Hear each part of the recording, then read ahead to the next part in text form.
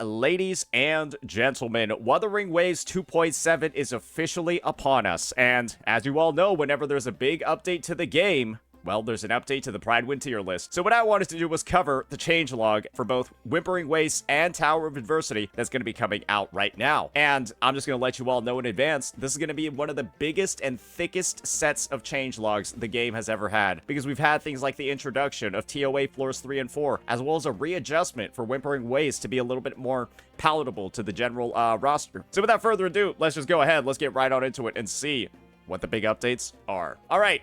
9/10 or 10/9 2025. I'm not European. Today is the big ToA update day. We revised our Tower of Adversity tier list to include the addition of floors 3 and 4 to the Hazard Tower, and here are the details of how this will impact our tier list criteria. Since it is now the new hardest endgame content available, we will mostly base our view of the meta based off of the Hazard Tower, with the primary focus on floors 3 and 4, as we want to base our tier list on fully clearing the hardest endgame content available without speedrunning. Pretty good measure in my opinion. This means AoE capabilities would have some value in the meta, as seen in floor 3, that is the floor that spawns with 2 elites as well as 4 1-cost mobs, without including multi-wave, which is going to be reserved for WhiWa. But high single target will remain the most valuable trait to have for a DPS, for example, since every floor in the Hazard Tower features a boss with high HP as the main target. Think the Light Crusher as well as the Ikes in floor 3, as well as, of course, the 2 bosses that are going to be featured.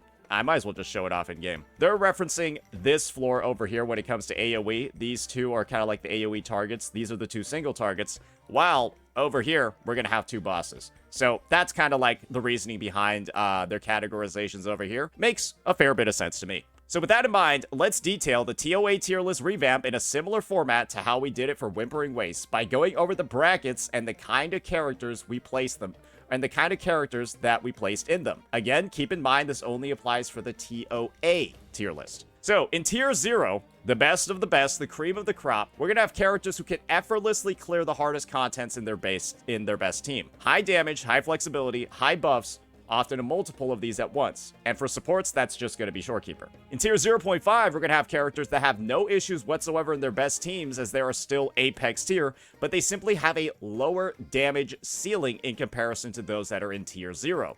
Or they lack flexibility despite being in some of the strongest teams, or they don't contribute to the strongest teams in the game despite being highly flexible.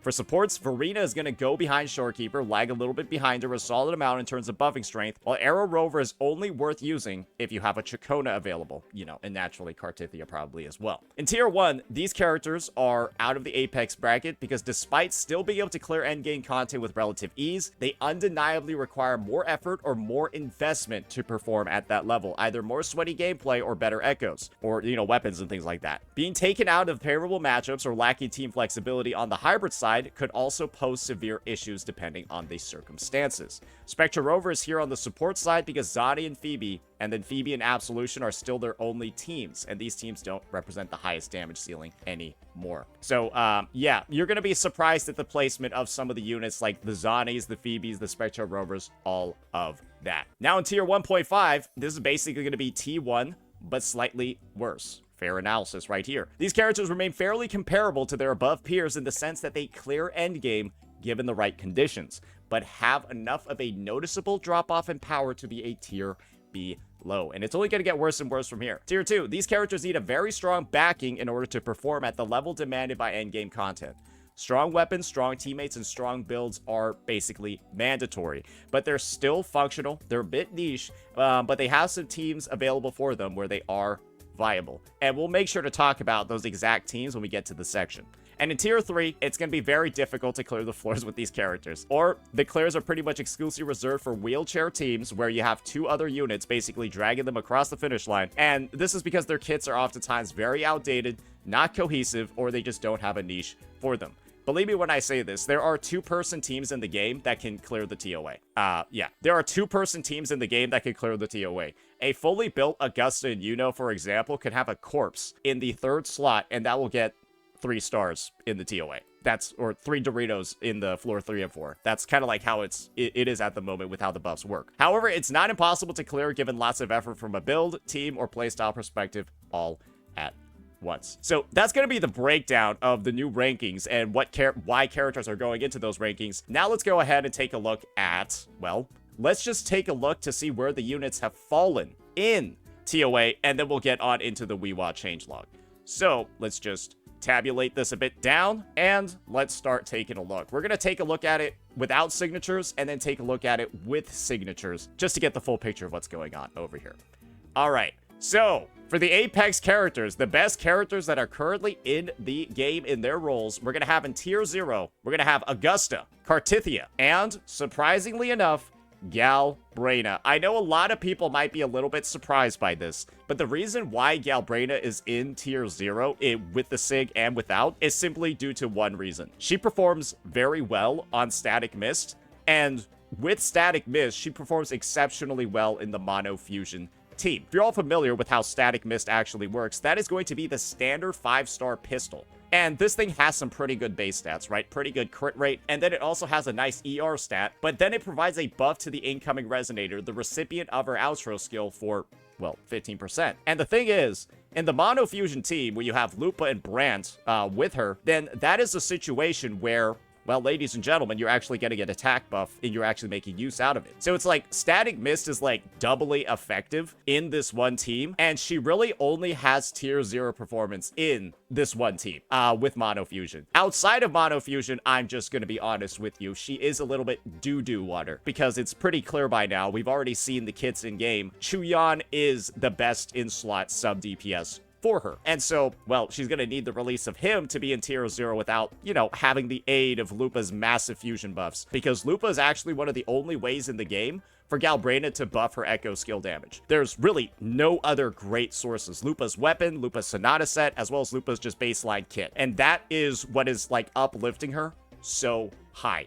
And once again, Prydwen is taking a look at this from the measures of their best overall teams, and that's Mono Fusion for Galbrena. So that's just the breakdown for that. Augusta with Yuno is, of course, incredibly strong with Yuno's massive amount of amplification, and Cartithia, right, with Arrow Rover, their weapon, as well as Chakota providing the arrow erosion, that's a complete vehicle as well. So that's Tier 0 for the DPSs. Now let's take a look at the sub-DPSs, and it makes sense why they're all in Tier 0 based off the explanation I just gave, because, well, these are all the enablers of the best DPSs in the game. That's kind of like how it is. Chakota for Cartithia, then you got Yuno for Augusta, and then of course, right, Lupa for Galbrena. So that's what the pairings are looking like right now. And then Shorekeeper over here in Tier 0 as well, because, well, it's Shorekeeper and her crit is amazing. Now, let's move on to Tier 0.5. And this is where we're going to see kind of like other 2.x DPSs. Remember, this is without signatures. We're going to have Carlotta, Frolova, as well as Zani actually showing up in Tier 0.5. I'm not particularly too surprised by the rankings over here. A lot of people have seen that Zani specifically has seen a lot of weaknesses with, you know, dealing with certain mob types, grouping, so on and so forth, that has, you know, really, and the amount of complexity that she has in her kit, that's why she has the Expert +1 tag, to like quick swap, do all of that to reach sort of like the performance that you see up here, it's a little bit high. So overall, not too surprised. When it comes to Carlotta, I think that Carlotta's still going to be the most consistent DPS that you guys will ever use. There's not really any way to like miss this team's damage because you're essentially invulnerable. You're essentially, right, you know, all your attacks are like ranged. They're almost automatic. So it's hard to mess up when you're playing her. When it comes to Frolova, she's a character that scales really well as time has gone on in the ToA, because ToA clears take longer to do now because there's more time and there's more enemies. So there's more HP. But you got an additional 30 seconds, right, to get the clear. And with fights taking longer, Frolova's After Sound, her Echo skills, all that stacking for more damage on her Scarlet Coda, as well as more critical damage from her baseline Inherent, that's some good stuff. Now, for the sub-DPSs, on the other hand, we're going to have, once again, without SIGs, Brandt, Changli, Mortefi, actually, the only, like, he has overtaken Sanhua at this point, and then Jeja over here. Jeja's going to support the Carlottas. Brant and Chang Li are going to support either the Lupas or the Galbrena, and then Mortefi over here, right, is just sort of carrying every single type of heavy attacker. He can do Augusta, he can do Galbrena, you know, there's also like BB teams as well. A lot of very interesting combinations that you can run with him. So not too much of a surprise to see him up here because he fuels some of the best teams. And of course, he can also have access to Static Mist. So that's a solid one there. Arrow Rover's only there because, well, they work in Arrow teams. Otherwise, yeah, outside of them, they're dog shit, but they are good in them. And Varina's just going to be out here, just tier 0.5 and everything. Sounds fair to me. Now, let's move on to tier 1. And this is where we're going to start to see a lot of other units. We're going to have Camellia, Yuno, Jinxie, Gian, and Phoebe. And the reality of this list over here is that this makes sense because we have a lot of 1.0 units who have some really bad Sonata sets. Literally, the worst Sonata sets in the game, especially compared to the 2.x ones. And then Phoebe, I've always thought that she was just okay. I've always thought Phoebe was just okay as a DPS. I never thought she was amazing. And honestly, her being at the same level of like the Camellias, the Jinxies, all of that, it's something that makes a lot of sense to me. Because even with a 2.x set, her as a main DPS was reaching like 1.x levels. And she has a way better Sonata set. So I just think that at a baseline, she wasn't really tuned that high as a 2.x character. Yuno as a DPS is, of course, pretty decent. Right, I think she's all right as a whole. Her damage is pretty good, but it is very, very, very single target, and it's clearly, right, not at the levels of some of these other characters over here. But you always have the option of playing her, and she does clear, right? So it's not really that big of a deal. And then for Gian, this is where stuff's gonna get really interesting. We saw over here that Zani had that expert tag, right? And that means that with good gameplay, she can be bumped up a tier. Gian's also gonna have that same exact expert tag once again, ladies and gentlemen. So if you are able to do things like your Qinglong cancels, so on and so forth, well, he's a tier 0.5 unit. So, the first limited unit ever released in the game, as a result of meta shifts, all of that, whatever, they are essentially a tier 0.5 unit with, you know, a pretty modest amount of practice and gameplay. So, it is what it is. Yeah, totally didn't call this one happening. Anyways, now let's move on to the tier 1 sub DPSs. Phoebe's down here. And I can appreciate that, because Confession Phoebe, in my opinion, is quite possibly just the most annoying dogshit unit in the game. She does no damage, her rotation time is incredibly long, she has like a bunch of animation cancels you gotta learn if you want Zani to actually perform well, and overall, I just feel like a lot of people have completely gone lukewarm on this team. For a good reason. It feels like shit to play this team. So, yeah. Cantarella's gonna be down here. Yeah, I've always felt like Cantarella's like...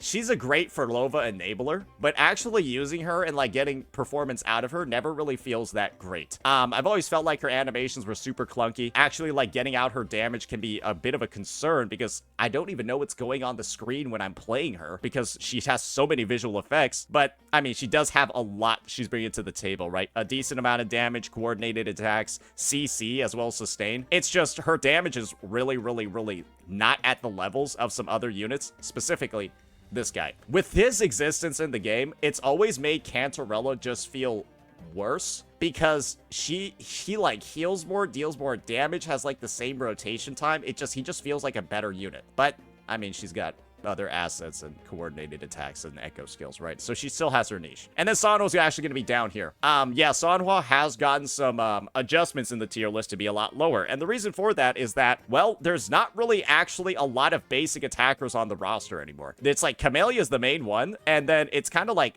Camellia's not doing amazingly, right, in comparison to other DPSs. So it just kind of makes sense that Sanhwa jumps down and then Mortefi jumps up because he has, well, higher ranked DPSs to work with. So that's just an explanation over there. And then we got Spectral Rover over here with the Zade Phoebe team too. Basically, you know, if you're playing them super sweaty, you can get some results. Now, let's take a look at tier 1.5, and this is where Encore and Havoc Rover are going to be. And I feel like this, to me, makes a good amount of sense. This one looks fine. I think a lot of people have recognized that these two units, while they are affordable and they can clear, they're never really going to be super high quality options relative to other units on the roster. And for some DPSs, Danjin's going to be over here because they work fantastically with Furlova.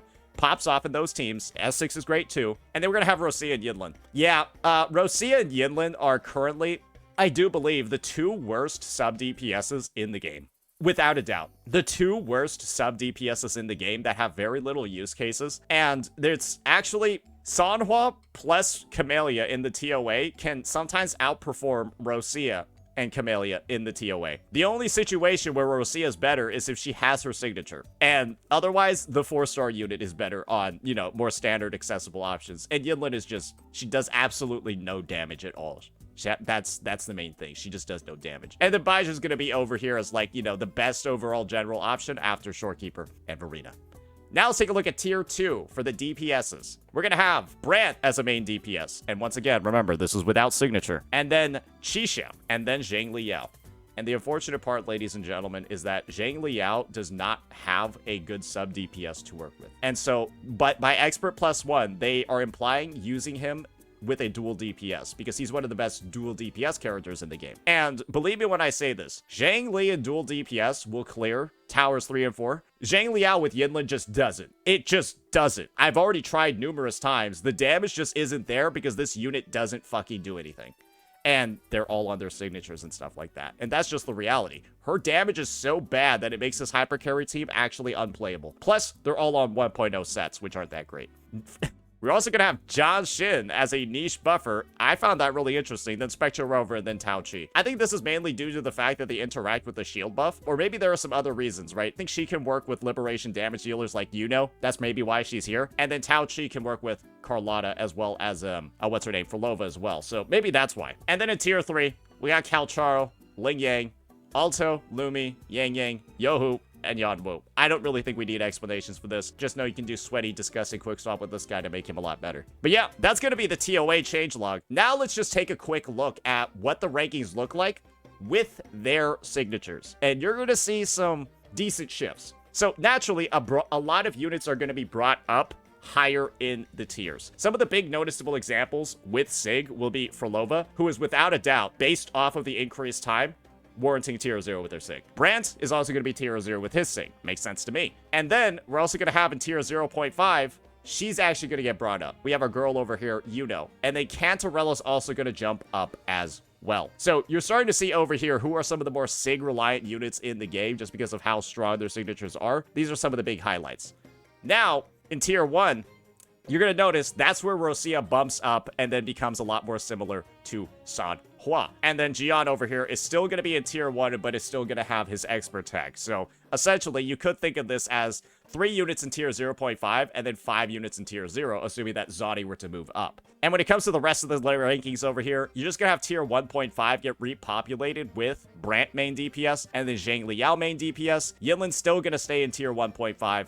And then we're going to have, of course, right, all of that goody goodness in tier 2 and tier 3, but not too many updates otherwise, with Spectral Rover just actually dropping down because the other sub DPSs are better. But yeah, that's what it's looking like with signatures. Not too crazy of an update over there. It's just a lot of characters get a bit better because, well, their weapon and their stat needs can sometimes be a little bit specific. But that's going to be that one. Now, let's move on.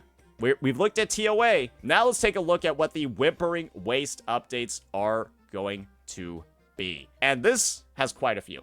And because Whimpering Wastes has undeniably gotten easier as a game mode, especially considering the last set of updates that have occurred. Because everyone's scores, as far as I'm concerned, they're about a couple hundred points higher going from one reset to the next. So now, let's take a look at the WhiWa Changelogs. Aside from that, we revamped some tags accordingly to the new tier list ratings, and we'll tackle what's changed over on WhiWa. Galbrena is going to be added as tier 1 in both tier lists, so she's not actually that great. Galbrena's high damage potential is quite reduced in multi-wave because her rotation revolves around a roughly 8-second long burst window where all of her damage is concentrated. That is when she is in demon hypostasis and she's like kicking the enemies and shit like that. As a result, the rest of the field time she takes is time she doesn't spend clearing several waves of enemies, and her performance dwindles compared to how much she shines in ToA. It's a similar situation to Kartithia, ladies and gentlemen, where a lot of Kartithia's damage is, you know, baked into her liberation, and you can end up in a lot of situations where you're, you know, using this big one-shot move, but then there's not enough erosion stacks on the enemies because they just spawned, and, you know, you gotta, like, build up the stacks, but at that point, you're already attacking them, so it's like, there are just, like, these characters with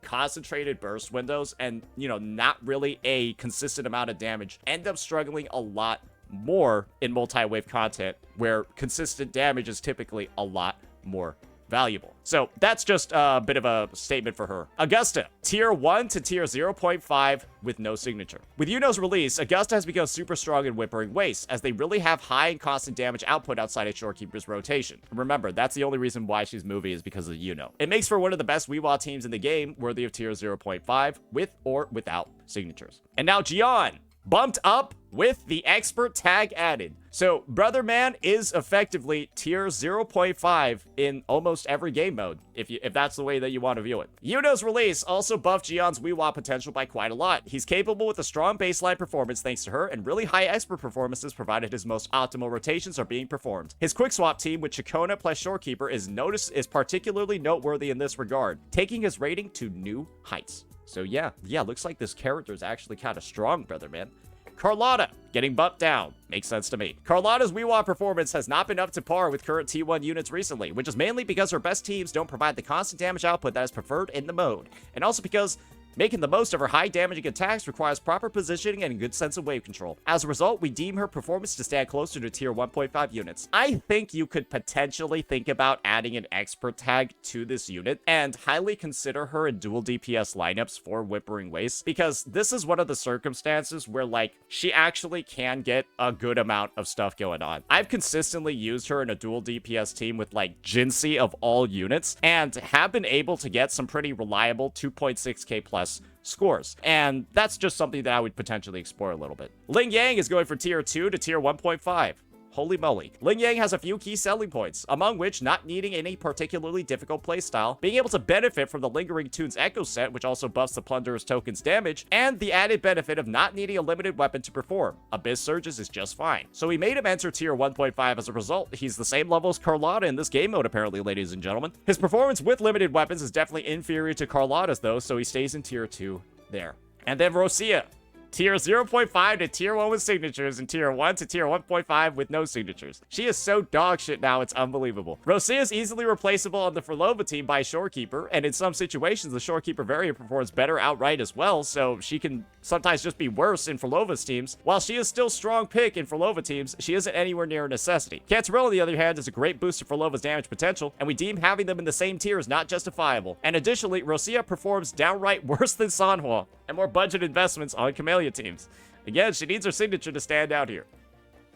This unit sucks. Mortefi, tier 1 to tier 1.5 with no sigs. In WhiWa, Mortefi is for all intents and purposes a worse version of Yuno, who is already in tier 1, whether limited weapons are factored in or not. To reflect this, we lowered him down a tier. That's fair. Yeah, that's fair. Right, Mortefi's damage is more so built into buffing. But I will say, Mortefi with Gian and a Verena, I scored 3k with that one on like a random first run I did. That team actually still completely obliterates, right? Because we're concentrating more of the damage into buffing instead of Mortefi's personal damage. And so Gian ends up getting a lot out of it, especially when he's, you know, in the middle of his Changelog cancels, doing all of that and then wiping out multiple ways at once, right? It's still really good. And once again, he's on static miss, so signatures doesn't even matter. Jeja, tier 1.5 to tier 2. Yeah, she's one of the worst WhiWa sub DPSs in the game. She only exists to serve Carlotta, who's a tier 1.5 unit, and because of her being lowered down this update, we deemed Jeja's only use case less relevant, so we moved her to the niche character bracket. Yeah, she only does single target damage. Her AoE is completely almost non-existent. Rover Havoc, tier 2 to tier 3. Havoc Rover is outclassed in Frolova teams by Verita. For all intents and purposes, a free character. As a result, they don't have a place in the meta and hence rank in tier 3. You can desperately use them as a main DPS, but unfortunately, the scroll wheel or the gadget utility extension has, unfortunately, right, like not really, that has gotten removed. And part of Havoc Rover's ability to like one-shot waves has also been removed as a result. Phoebe. As a DPS, expert tag +1 removed, because Phoebe's capabilities, even at expert level, don't match other T1 characters. And do remember, you need to have Chacona on the team to even consider using this unit in Whimpering Wastes. If you don't even think about it. That's the main thing. Now, let's go ahead. Let's take a look at what the overall tier list is looking like. Tier 0, we got Frolova. Yep. She's incredibly strong, ladies and gentlemen. She is the best WhiWa character, and then Shorekeeper. In tier 0.5, we're going to have the entire Mono Fusion team, Cantarella, because she supports Frolova, and then Augusta, Camellia, and then Verena. And then in tier 1, we're going to have Cartithia, Galbrena, Zani, And then Gion with the expert tag, so he can technically be considered tier 0.5 when played well. I think he might be the only unit in WhiWa with the expert tag. Yeah. So if you think, so basically what this means is that if you don't get good results with Gion, you actually might just need to focus up. That's essentially what this tag means. For the meta characters, in the sub DPS category, we're going to have Yuno over here. Remember, this is without Sigs. You're going to have Mortefi as well as Sanhua. Makes a good amount of sense to me. This roster, or these rankings are looking pretty solid so far. And then in tier 1.5, we got Phoebe, we got Carlotta, and we got Ling Yang. I think Jinxi's over in tier 2. You can consider adding the, I think you can consider adding the expert tag to Jinxie, right? So that when she's played well, especially in dual DPS, I think that she has a decent amount of potential. And I'm being genuinely honest about that one. You're also going to have Chakota over here. I find it surprising that she's actually so low. I feel like Chakota is actually easily like tier 1 plus, even without Sig, because she can use Static Mist. That's my opinion. Then you have Danjin, Spectra, or Confession Mode Phoebe for Zani, and then Rosia down here. I think that's fair, because Rosia is just, she actually does feel like the most useless unit in the game. Then we're going to have Arrow Rover and then Spectra Rover, kind of like meant to support their, you know, their Frazzle or their Erosion teams, but their performance in WhiWa feels really bad. In tier 2, we got Brant, Yuno as a main DPS. Then we're gonna have, yeah, she's really bad as a main DPS in WhiWa because she is not able, like, she can snipe out some enemies from the wave, but she's not meant to be like a main damage dealer for the waves. Then you got Jinxie and Zhang Liao. I'm gonna be real over here. I got an easy clear with Yinlin and Zhang Liao, so don't view like tier 2 over here. Maybe it'll be different with Sigs. Don't view tier 2 over here as like unclearable. I would like got like 2.6, 2.7k on my first try with the team. Judge is gonna be down here, Bai's is gonna be over there, and then we're just gonna have the rest of the crew down here in tier 3. It is what it is. Now, let's go ahead and now take a look at what the list looks like with signatures. Basically, it's exactly the same. Yeah, it's basically exactly the same with Rosia, Chakota being bumped up. I genuinely think that Chakota should probably be tier 0.5. That's my opinion. I think she should be like tier 0.5. Maybe she gets the expert tag or something added to her because she does have like a fair number of cancels and stuff. We got no real updates anywhere else except some of the main DPSs with their signatures, right? The sub DPSs that have main DPS potential, Brant and Yuno being bumped up. But aside from that, the rest of the rankings look pretty much the same. I would dare say that Zhang Liao and Yinlin, they don't feel like this bad in Whimpering Wastes with their signatures. Like I said, I was pretty easily getting like some 2.6k clears with these units on Plunderers because they do a special synergy with Plunderers because they're electro damage dealers that slot in electro damage bonuses on their echoes. And I feel like as long as Plunderers exists and that synergy is like built into their echoes and their main damage type, I think they could actually be bumped up a good amount just because I felt like the performance has been actually quite exceptional using that team. Otherwise, no real big updates over here. I would say the tier list is actually looking pretty damn solid to me. But yeah, I would maybe look into this, think about expert tag for dual DPS, and think about expert tag for dual DPS for Carlotta as well. Just because Jedja's weaknesses do end up coming out pretty fully for both the Jinxie as well as the Carlotta team, right? Jedja supports both of these guys. And then, well, when you pair them together, the results are quite surprising. So that's going to be the entire tier list for WhiWa. Now let's, of course, do what we always do when it comes to Prydwen and their character updates, and let's just take a look at their review for Galbrena. Just looking at the pros and the cons. So pros over here is the best fusion damage dealer currently in the game. Absolutely correct. Has lots of different teammate options and performs well with all of them. I would say she's kind of dog shit outside of mono fusion. That's just based off of my testing. She feels bad outside of mono fusion. Signature weapon isn't necessary to perform good alongside good teammates. Yep, if you're using static mist in the mono fusion team, perfectly fine. Has a really strong dodge counter combo, meaning she isn't affected by enemies being more aggressive provided the player can execute proper perk dodging. Yeah, her dodge counters are very strong, so you're incentivized to use them. It's not like enemies attacking you during your attack animation is a big issue. And her outro only does damage, meaning she doesn't restrict the next character from quick swapping. This adds a lot to her damage ceiling. Yep, a lot of characters released in the past couple of